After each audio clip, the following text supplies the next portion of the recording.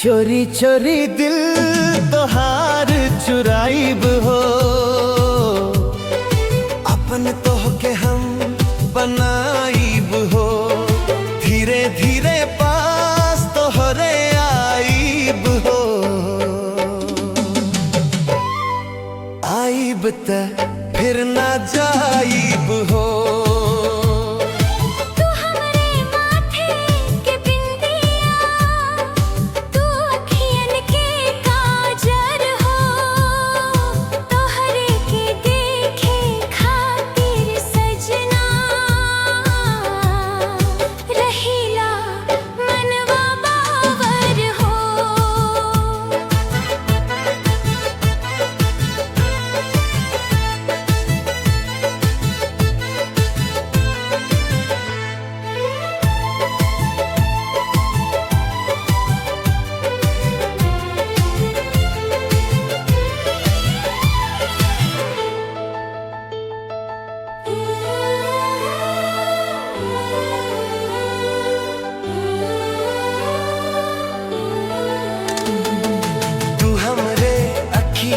के निंदिया तू ही जिंदगी के आस हो,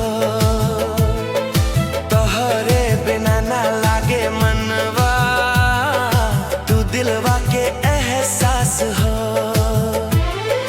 तोहरा से मिलके लागे सजनी, जन्म जन्म के नहियावा, पहले से जैसन लागे हमनी, एगो अटूट सनहियावा।